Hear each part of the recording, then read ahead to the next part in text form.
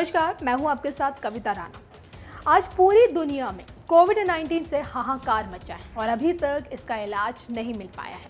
लेकिन वैज्ञानिक इसकी खोज में दिन रात एक किए हुए हैं और इसी बीच विशेषज्ञों की राय है कि जैसे ही ठंड बढ़ेगी, कोविड-19 की रफ्तार भी बढ़ेगी और इसके साथ ही साथ कोविड-19 से करा रही दुनिया को हर सरकारें सहायता दे रही हैं। उसी कड़ी में कोविड-19 से लड़ने के लिए भारत सरकार ने भी कई बड़े कदम उठाए हैं, जिससे भारतीय जनता को राहत मिल सके। उसी बीच सरकार ने लॉकडाउन के दौरान कहा था कि जो लोग लोन बैंक से लिए हैं उनको 3 महीनों तक लोन पर ब्याज नहीं देना होगा, लेकिन हालात सामान्य होने पर बैंक को लोन देना होगा। और इसी बात को लेकर कुछ लोग अब सरकार के खिलाफ सुप्रीम कोर्ट चले गए और उसी पर 2 से 3 तारीखों पर सुप्रीम कोर्ट में सुनवाई हो चुकी है और इसी को लेकर सुप्रीम कोर्ट काफी सख्त दिख रहा है।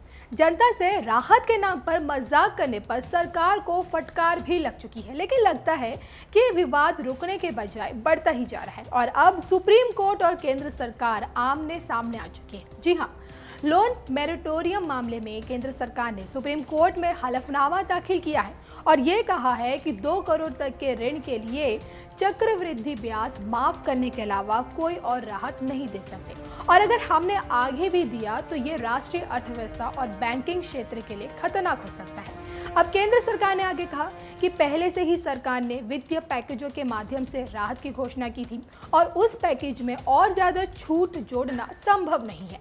हलफनामे में केंद्र ने यह भी कहा कि पॉलिसी सरकार का डोमेन है और कोर्ट को सेक्टर विशिष्ट वित्तीय राहत में नहीं जाना चाहिए।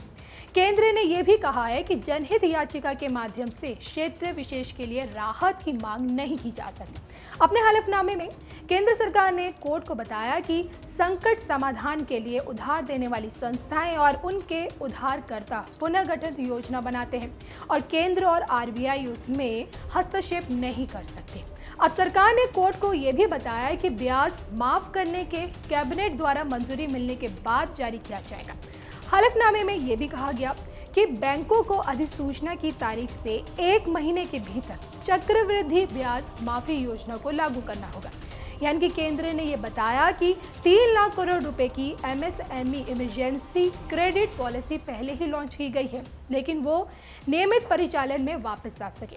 तो आप समझ सकते हैं कि सुप्रीम कोर्ट में सरकार मानने के मूड में नहीं है। अब ये देखना होगा कि अगली सुनवाई में सुप्रीम कोर्ट क्या कहता है और इस पर सरकार अपना रुख क्या रखती है। वहीं जानकारों की माने तो केंद्र सरकार ने अपने रुख को हलफनामे में तो जता दिया है कि चाहे कुछ भी हो जाए, केंद्र सरकार सुप्रीम कोर्ट के सामने नहीं झुकेगी। अब ये देखना होगा कि आगे क्या होता है, कौन झुकता है और कौन झुकाता है।